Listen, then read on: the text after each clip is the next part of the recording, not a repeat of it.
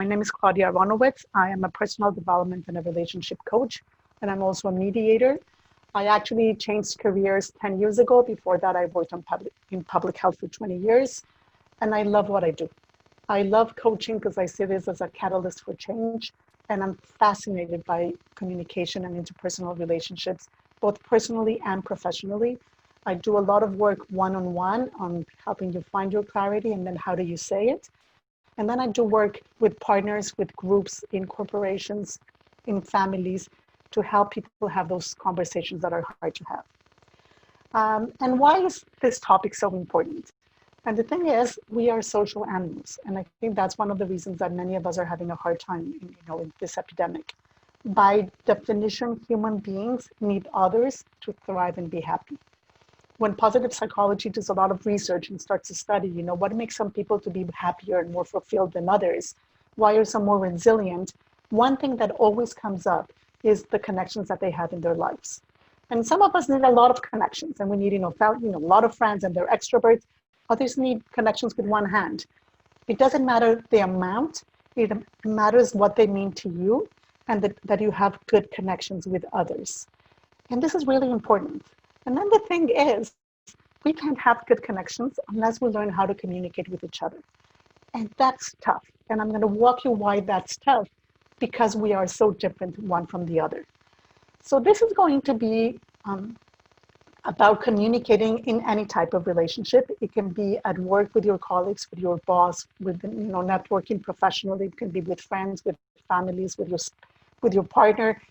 And what that we can do. What it's not going to be about is about abusive relationships. There are relationships where everything I'm going to teach you or discuss with you has no power. There are some relationships also at work, which there is sexual harassment or really abuse or they're really toxic, where we need to deal with them in a different way, and many times we just need to get out of them. What I'm going to share with you are those relationships that are either good and we want to make them fantastic, or those that are keeping us up at night because we just can't communicate with each other. We can't get the other side to understand what we need, and how can we really bring us together in a way that helps both sides be in that relationship. So what I want to ask you is to choose one relationship for the rest 40 minutes. One relationship, professional, personal, whatever it is, where I want you, as I give you the examples, to think about that specific relationship. And I'm asking you to do that because we play a different role in each relationship. We are, although we're the same person, we are a bit different in each relationship. And I want you to be able to see yourself, who you are in that relationship, what's triggering you, what control do you have, what can you do differently, and it will be different for each relationship. I like to give the example, my parents are in Mexico, and I see my very strong-willed mother not that often. So when I see her, I'm super accommodating. I just say, yes, mom, whatever you want, which I wouldn't do in other relationships out of choice because I don't see her that often, and that's the role I chose to play. So can you let us know in the chat if you already have a relationship, and if you can let me know if it's personal or professional, so I know what type of examples to give you, because I can give you both. We can totally take it more to professional relationships, or if some of you are thinking of a personal relationship, I can also go there. Okay, so we have some personal, professional. Love it. Okay. Professional. Okay. So a little bit of everything. Great. Okay. So let's start talking. So what I'm going to talk about are two things. I'm going to talk really fast about the background of what happens in our bodies when we communicate. I could give you a whole talk about it because it's so important to understand our physiological reactions to communication that are actually not in our control. And then I'm going to move you to 5 things that I chose, that I've seen how they work with me and with my clients, because they are in our control. There's many more techniques I could teach you, but I chose 5 that I know work and that I know are in our personal control. So I'm going to share my screen. Where does it say share? Right at the bottom, the green. Yeah, found it. Okay. And then I'm just going to put you down here because if not, you bother me there. And I am going to play it. Okay. There we go. Okay. So the first thing about our mind's work is this. When we're social animals and we are connecting with somebody, we have physiological reactions. Our whole body becomes part of that connection. It's physiologically, it's in our hormones that we secrete, it's in the different parts of our brains that we get, it's in our heart, it's in our stomach. It's not just a thinking process, it really is an emotional process. And I need you to understand that because sometimes, a discussion can go in 30 seconds, in 10 seconds. It can escalate completely out of control. And this is because we stopped using our frontal cortex of our brain and we went to an amygdala. That's when people tell me, I'm so nervous, my heart starts pounding, I start sweating, I can't even think correctly. Or it's like a black thing comes out of it and I can't even hear you anymore because I just have to protect myself. And that's when we call it an amygdala hijack. We are just completely hijacked by the amygdala of our brain with a different type of hormone that is secreted, and we can't really hear the other person. When you're feeling or you're seeing the person in front of you agitated, that's not a time to have an important conversation. We are not able to say what we need to say, and we're not able to hear. We need a time out. It is really physiological. And I want you to be able to understand that. Because when we're calm, then we have cortisol, another hormone that comes into our body that permits us to use the frontal cortex, that permits us to hear, that permits us to see more of an us opportunity. And that's where we want to have the important and difficult conversations. And then what happens is, I just love this slide, which just says we actually make things up. It's not you, it's not me, it's all of us. We make stuff up in our conversations. And what do I mean by that? Is I hear something or I sense something when somebody's in front of me that creates all these physiological reactions I'm talking about, which makes me feel a certain way. It makes me feel very confident. It makes me feel scared. It makes me feel frustrated or angry. And then thoughts start going into my head, which are very related to what I believe, the assumptions I'm making, the interpretations I'm making, the meanings, the values, the needs, what's happening before, the experiences I've had. And I put all those layers together and then make a conclusion. And this is why sometimes you can have an argument and what you remember and what the other person remembers is completely different. I do a lot of mediations and I sit with one party and they tell me their story and I'm like, got it. I sit with the next party alone and they tell me the story and I say, got it. What I can never get is how they can be speaking about the same event because it looks so different. And we do this unconsciously all the time. And I think it's important to understand that we do it and the other person does it, because then we understand why I'm going to talk to you about clarity or perspectives or different things, because we know that we add all these layers and that it's not a clear-cut communication. There is a very subjective part that we add into the relationship between two or more individuals. Any questions before I go into more specific topics? Okay. So tell me a little bit, what emotions are triggered to you when I tell you, what happens to you when you're relating, when you're part of this relationship? Throw out words in the chat room that I'm not going to be able to see, but Christina can see them. What happens to you when you say, okay, I'm in that relationship, I'm starting to be triggered, what emotions show up for you?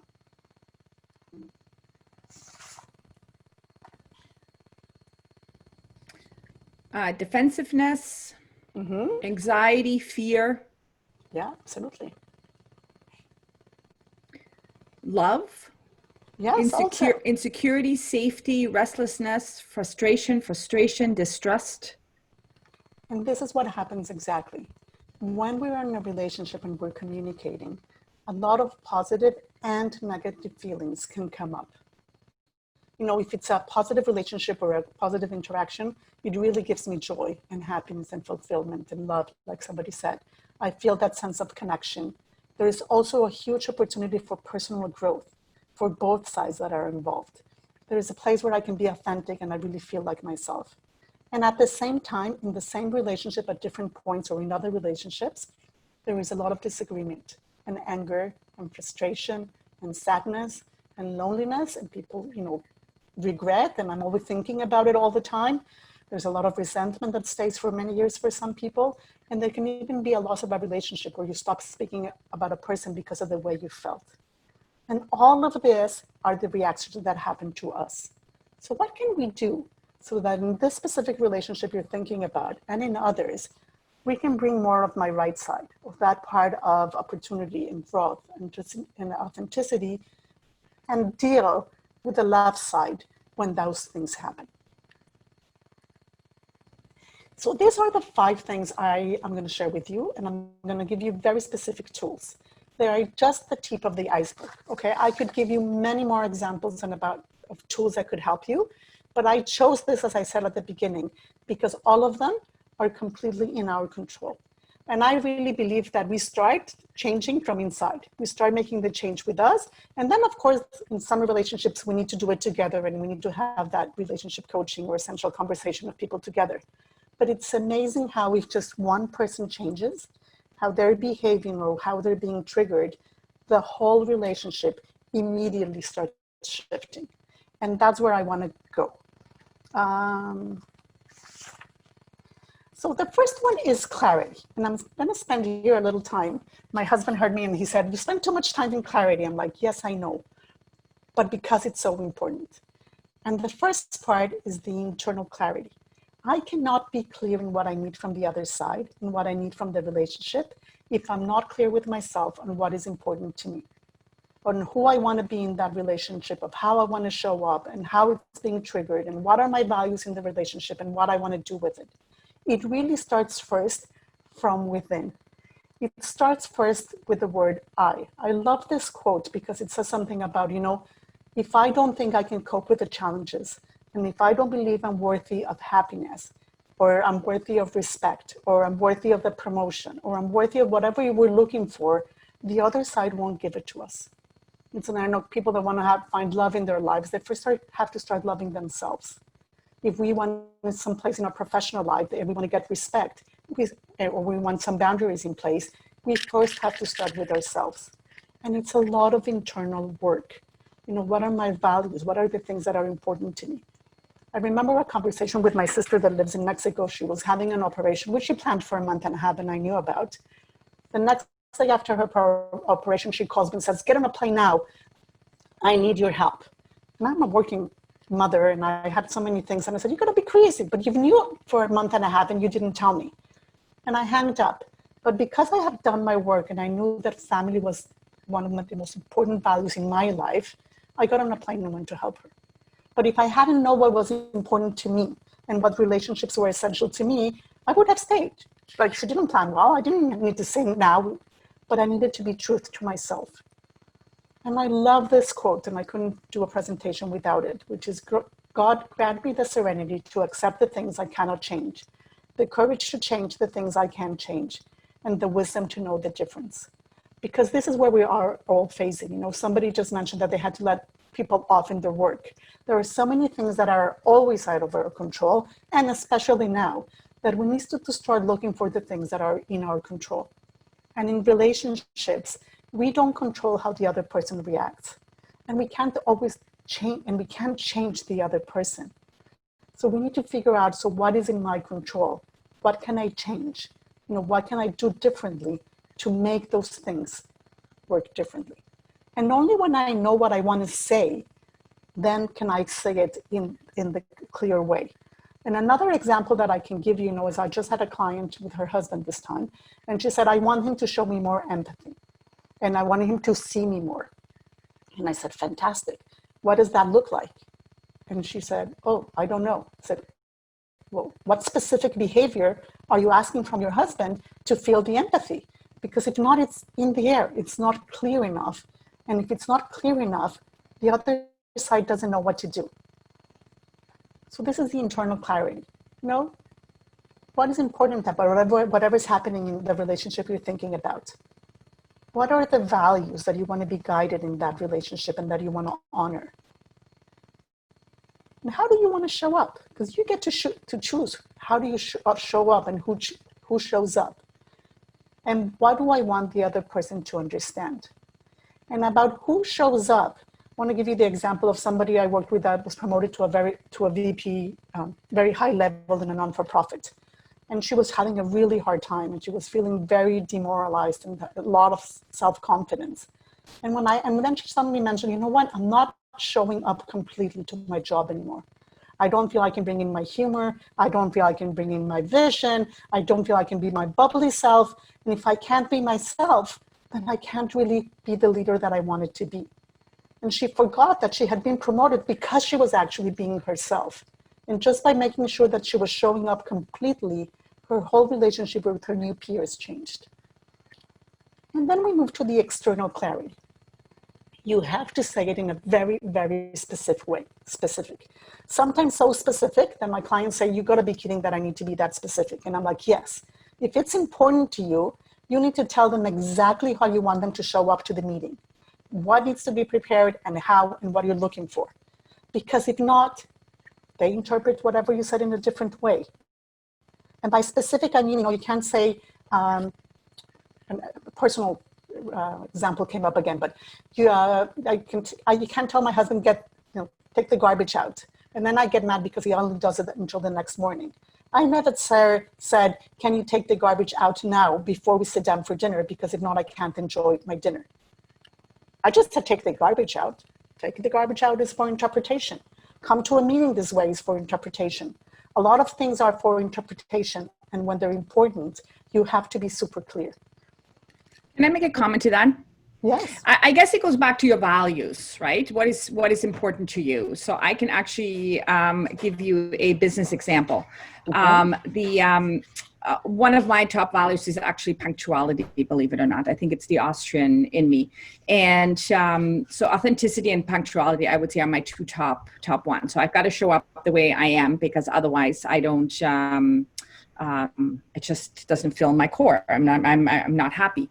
I feel uncomfortable. But when it comes to punctuality, when I ran a fairly big team, I was a really easygoing boss. And, I didn't set people that they had to work from 9 till 5, or I didn't micromanage.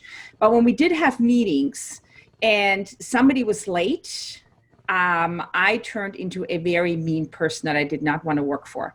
But for a few years, I never actually said why that was so important to me. And until finally I did a values exercise and I realized how punctuality is that high on my list, that once we started these team meetings, and every time somebody new joined the team, I would say punctuality is really important to me, because if not everybody is there at 9 o'clock, when I say 9 o'clock, we really can't get going. We can't get things done. We can't start until everybody's there. It's a sign of disrespect, whatever else it is.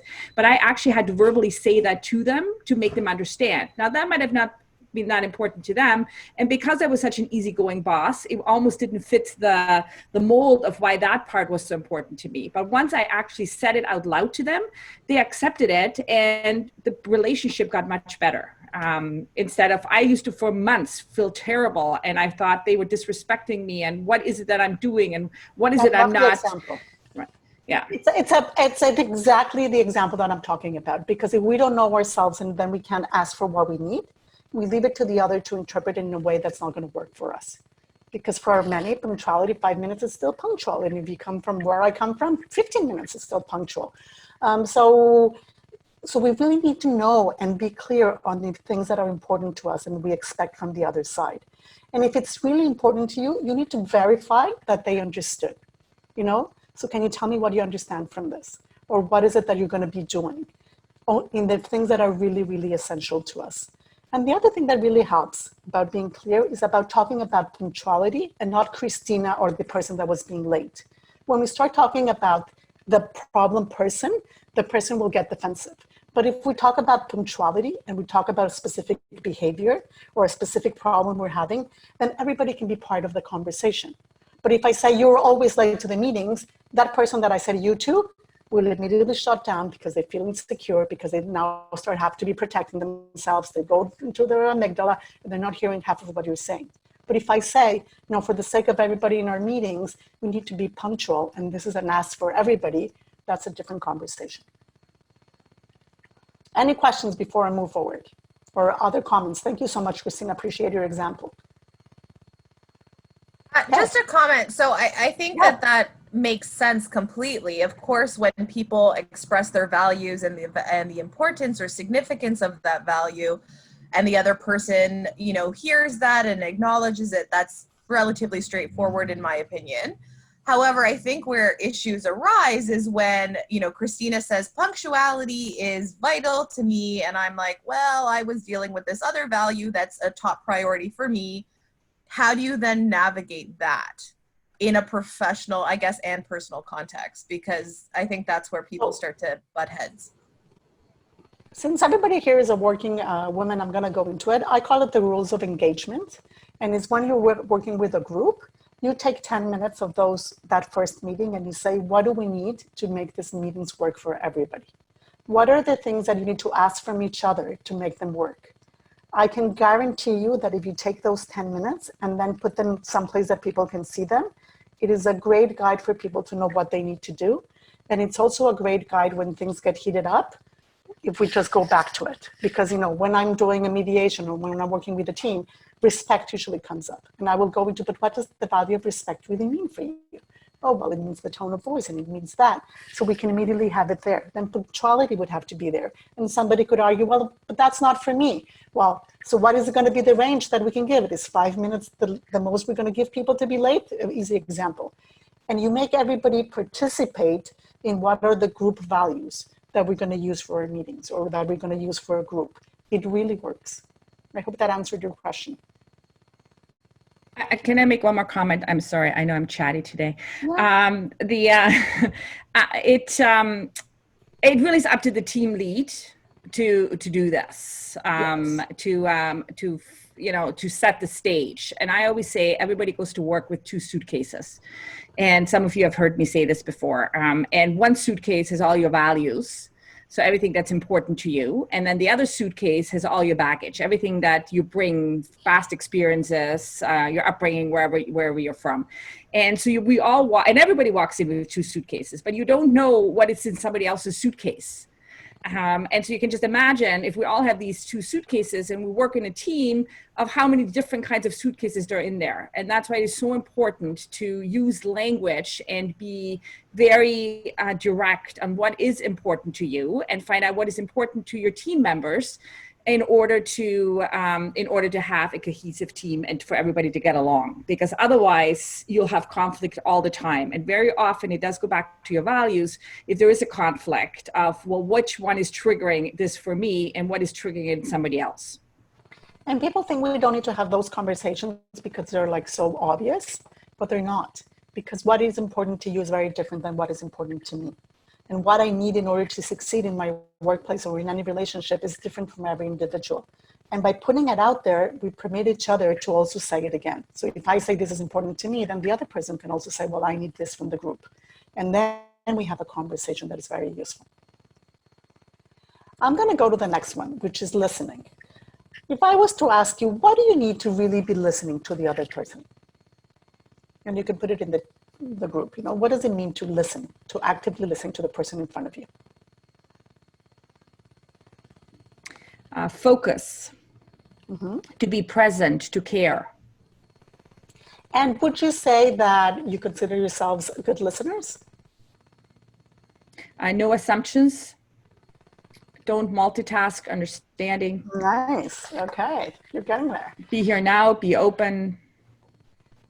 And when I ask this question, are we good listeners? Like myself, I used to say I was a great listener. And when we really understand what active listening is all about, we understand that we're actually not that good of a listeners. And I want you to go the rest of your day after we finish here and pay attention. How many times do you just go like, Yes, I found that I was doing that with my kids more than I wanted to tell you. Or I was doing that at work because I was just thinking I was hearing them, but I'm not. Active listening is when you are completely, with all your senses of your body, hearing the person that is in front of you for the sake of hearing them. So there's different levels of listening. The first one is, when I'm sitting with a client and I say something and they completely go inside. They're not really listening. That's a place they should be. Most of us spend our relationships in the second level of listening, which is I hear you, but then I start thinking of what I need to respond or the information that you're missing or how I'm going to resolve the problem for you. And I really stop listening because I'm already listening to know how I'm going to answer back. And that's where we spend most of our time. And that's not really listening because I lose a lot of information by immediately going to solutions or no, he's wrong and this is why he's wrong and this is why I'm going to answer back. Okay, this is what he needs from me. And I'm thinking of my answering back without really listening. Listening to the other person is when you're just there for the sake of being curious, for the sake of wanting to understand what the other person wants you to hear. And for the sake of just acknowledging, not agreeing, not making changes, but just acknowledging what the other person's saying. As the human beings, this is something that we all need. Try to think of relationships where you've really been listened, or by a boss that you really listens to what you need. It's amazing how much we get and how we can move forward by just being actually listening. And then I could go into the fourth level, which is when you listen to the things that are not being heard, or the nonverbal communication, which is what I do all the time. And that's like the next level. But the level that I want you to understand is if you're thinking how to respond, you have stopped listening. And if you really want to listen, that's when you get the richness of a conversation and when you get so much information to move to the other person around. And it's so important because when we actively listen, this is a tool I give also when somebody's stuck in a position and you're having to have a conversation and all they can say again and again and again is the same position. What's happening is that they're not feeling listened. And if you can start asking questions to understand what's underneath that position, suddenly they can get away from the position. But if we're not listening to them and we're just giving them back information, we will get more entrenched in our position. So what can you do to listen better? First of all, if somebody tells me that we can multitask, that is not true. Human beings actively listening are not capable of multitasking. It doesn't matter how the new generation tells me. When I walk into a business meeting and people are on their phones or with their computers, I think what a waste of time, because whatever we could have done if everybody was listening would take half the time than when people are on their phone. We are not capable to really listen and multitask. The other thing is say less and ask more. Don't say whatever comes to your mind. Don't give them the solutions. Just ask more questions. You will be amazed of the richness of information that you get in any type of relationships. Suddenly the person has time to think about what they want to say, and they start saying so much more than if we just continue to ask questions like crazy. And then ask open-ended questions. I don't have time to go into them, but those are the questions that are the who, where, when, what. Questions that cannot be answered in yes or no, just because they permit the other person to give more information. A really important tool is the paraphrasing. So what I'm hearing you say is that this and this is important to you. So what I'm hearing you say that your biggest challenging and where you need help from me is this. You will be amazed how many times when we paraphrase, the other person will start saying, no, that's not really what I wanted you to understand. And that's when it permits them to say it again, because it permits us to hear it in a different way that we might be able to understand them. And just be really, really curious. Want to be surprised about what the other person has to say. That's where the richness of relationships come in. Really listen to understand, not how you're going to respond. I cannot stretch this enough, and I cannot stretch enough how we actually don't listen as much as we think we do. Any questions? No comments? We're doing good. Okay. I'm not going to spend a lot of time in this. I could. The whole conversation could be about assumptions, but I just had to put in this slide and let you know, because that's really what it is. You have no idea how many times I hear my clients say, but they should know. Why do I need to tell them? They should already know. We've been working together for 10 years. How is it that they still don't know how this is supposed to work? How is it that, in a personal relationship, they don't know what I need and they don't know what I want right now? We don't. If it's important to us, we need to let the other person. If you're thinking about the relationship and you're starting to think, oh, well, I've said, oh, they should, or they should know, and you're making assumptions, stop and go and clarify them. The chances that you're wrong or that the other person has no idea what you actually need are very, very high. The other one is perspectives.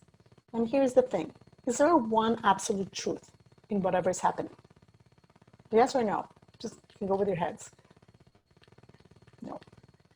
Okay, there isn't not one absolute truth. We actually have a little bit of truth in everything we do, partially. It's like we're all right, we all have the right perspective, but it's a perspective. Because actually the truth is made of two components, the objective component of whatever's happening, and all these subjective parts that we talked about at the beginning of our talk today. And it's what I perceive to be my truth, the mixture of both. So I love this picture. You know, I took them from the internet and they didn't say who made them because they're fabulous. So is this person looking to the right or to the side? How about this one? It really depends where you're standing. You know, the boat can be fantastic, the land can be fantastic. It really depends where you are. This is something I do with my clients a lot, which is the 6 and the 9. And I put it in a piece of paper. Because we could argue forever that you're seeing a 6 and I'm seeing a 9. And this is the way our minds and relationships work. And we will argue, and I will tell you why it's a 9, and you will tell me why it's a 6, and you'll go and find more information of why it's a 6, and I'll go and find more information of why it's a 9, and we're going to keep on arguing. What we really needed to understand is that it's from where you're standing, it's a 6, and from where I'm standing, it's a 9. And that if we really need to communicate, maybe we need to turn the page around and see it more as a circle and a little line and see what's there and why is the 6 important to me and why is the 9 important to you, and not just argue and think that we only have one perspective.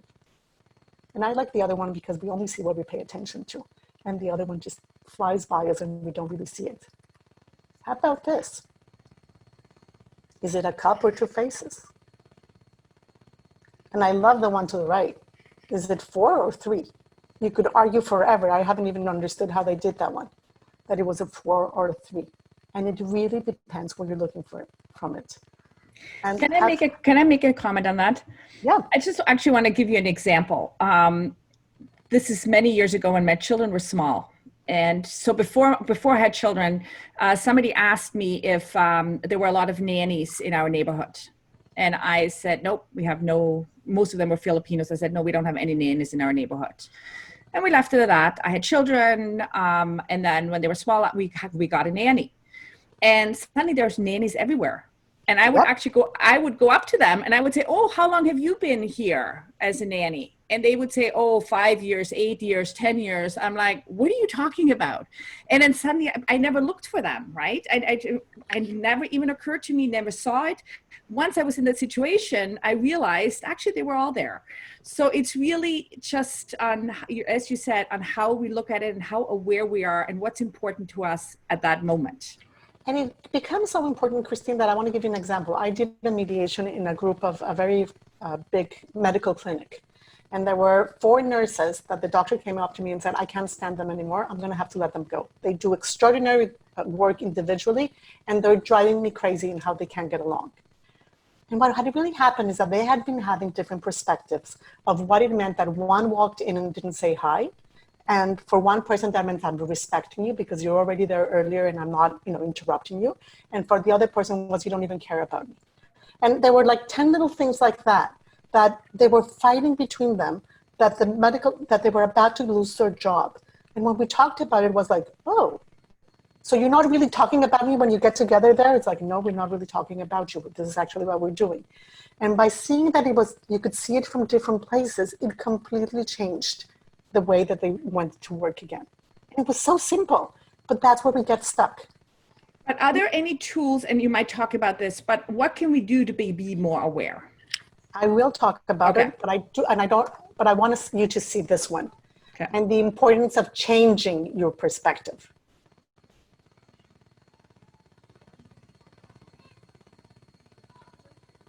Isn't it amazing? I found it fascinating, okay?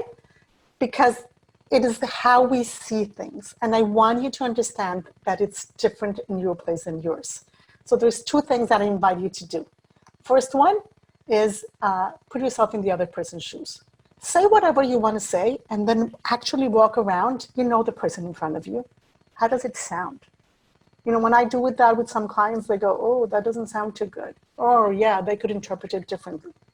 Try to really understand, what is it like to be on the other person? What perspective might they be taking that if I understood it, I could say it differently. I could offer something different that would help us both. And the other thing that really helps is when you start a statement with what I call the I statements. This is very important for me. What I need is this.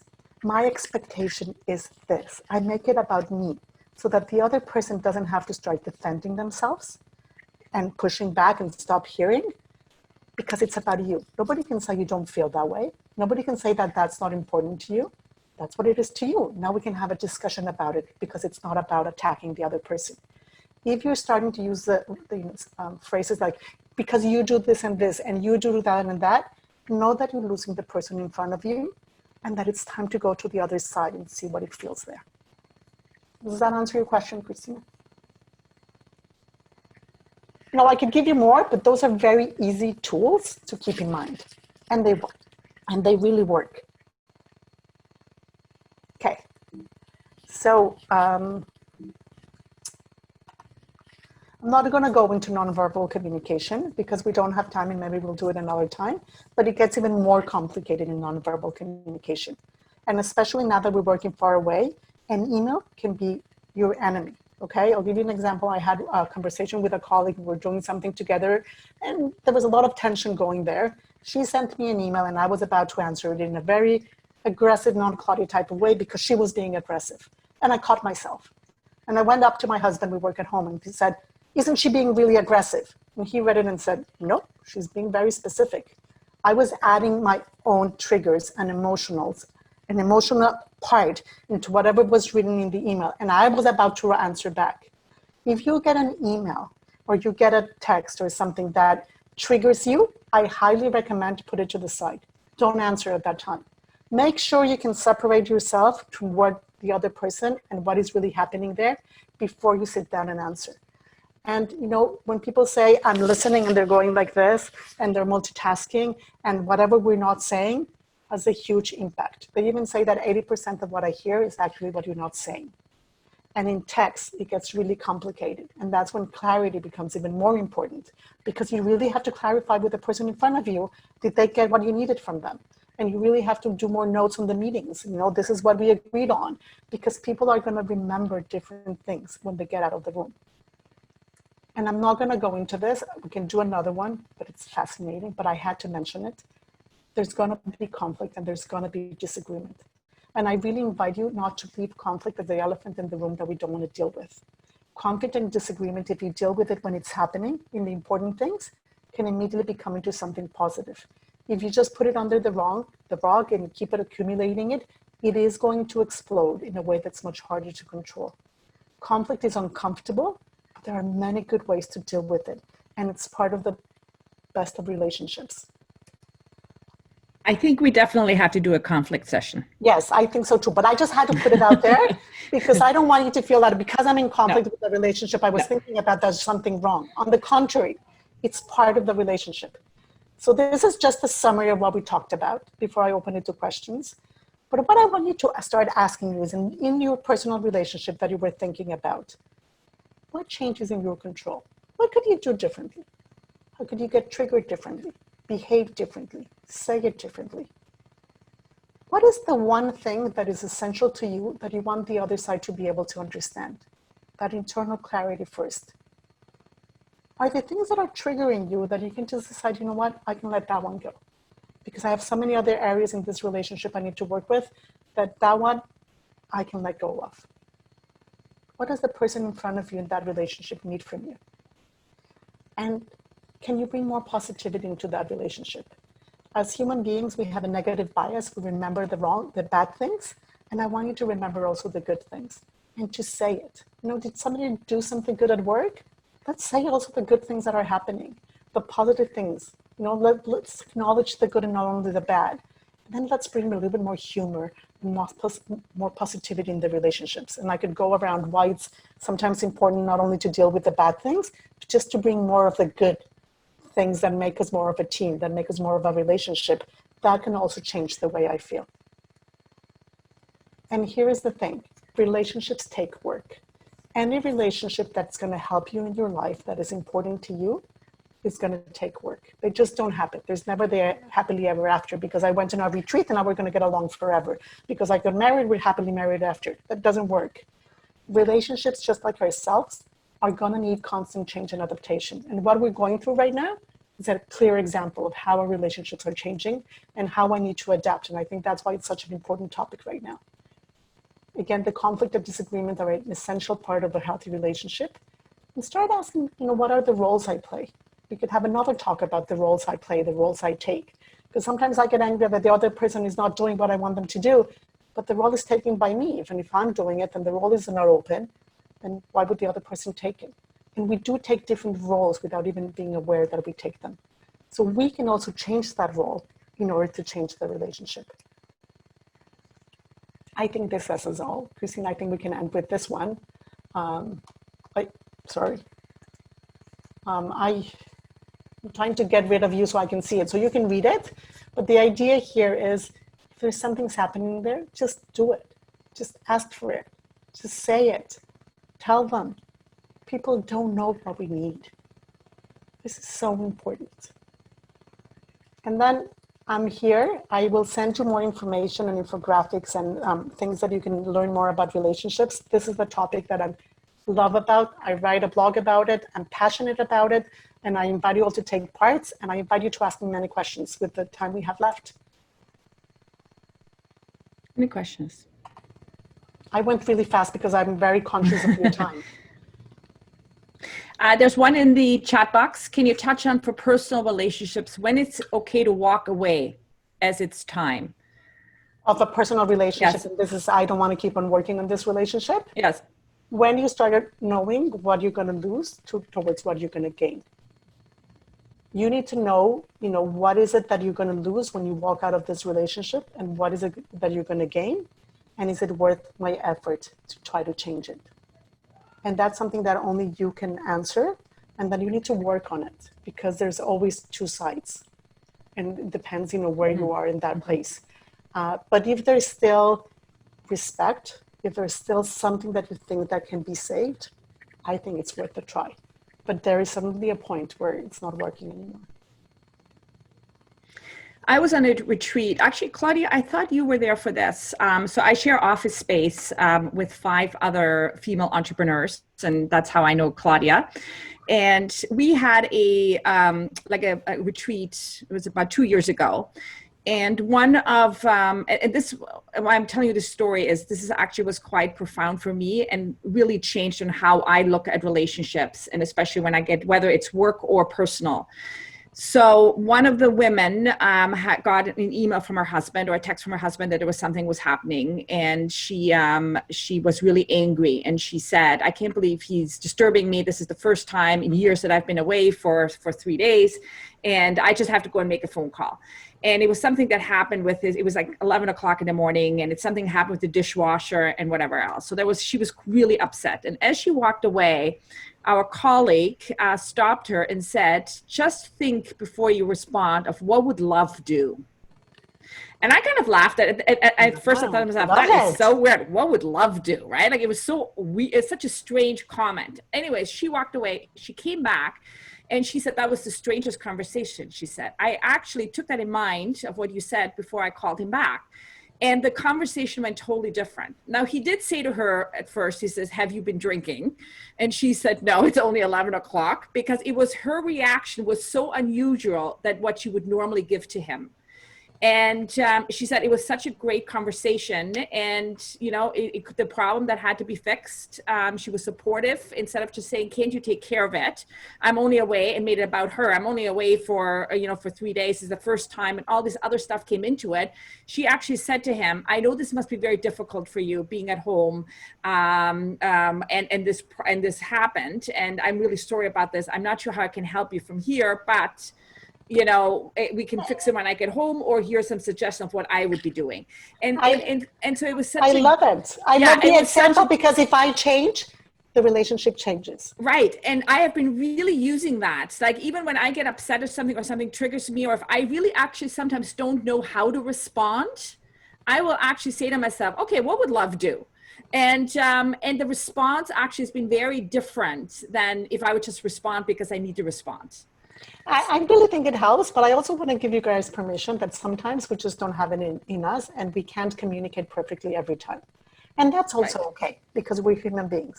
I know my husband perfectly, and he puts himself in a corner, and I can get him out of there after 30 years in a second. In the middle of this, he got himself in a corner and he said, let's see what happens if I do nothing. He stayed there for 3 days. I was really amused because I could have helped him to get out of there in 10 minutes. But I didn't have it in me. It was not one of those days because I was having my own things. And that's okay too, as long as we know where we are. And that's why I said truth to ourselves. But if we change, the relationship changes. If we answer differently, if we help the other in a different way, I promise you, not if it's an abusive relationship, but in other relationships, it starts changing. And one thing that's really important now in the work environment is with working with teams, because what I hear quite often is that, oh, they're not working hard enough, or they're not answering fast enough, or they're not doing this, and they're not doing that. So the empathy part is really important right now, because we don't know what other people are going through at home. I always forget, I live in a house, I have a backyard, I'm very lucky. I talk to people on the phone and they sometimes say, oh, I'm in my sunroom. And I'm like, oh, that's great. That must be beautiful. And they say, yeah, it's my car because I have nowhere to go. So that is the perspective, right, that we have of what we just assume and we don't know. So I think we need to bring a lot of empathy into the workplace right now, especially when it comes to your teams, because we don't know what they're going through. And imagine it, Christina, if you bring empathy and clarity. If you try to understand what they're going for, and you can say, but this thing I really need, the others are less important. And to really be clear to help them also understand and be able to deal with whatever we're dealing. It's really hard right now. I didn't go into that, but being in the same house 24/7 with people we're not used to can get on your nerves. And I want to give us all permission to try to see how we do it. And working remotely, where you were used to seeing people in meetings, in the coffee, in the bathroom breaks, in the corridor, it makes it very different. And we're all adapting to a new way of relationships and communication. And we just need to adapt and change it and use all these tools. Wonderful. Any questions? You're so quiet. Not a question, but something that's been very helpful for me that I learned from a mentor early on in my career. Sorry, the garbage guys are going by, so it's loud. But is not to react, but to respond. And so sometimes when something happens and it drives you nuts, you have to write the email with all the rage, but don't send it because it's the catharsis that you need. And then when you have a minute to collect your thoughts and you've cooled down, then you can respond appropriately to whatever the interaction has been. So that's been great. And can I ask you a question? What is the one thing you want to try doing more? Listen more, pay more attention to the assumptions, be more empathetic, see a different perspective. What are you going to try? We said we were going to finish with what is the one thing that you can really go and do differently. Maybe you can just put it in the chat box.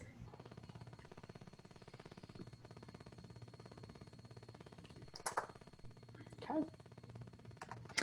Listen with perspective, more present listener, listen more.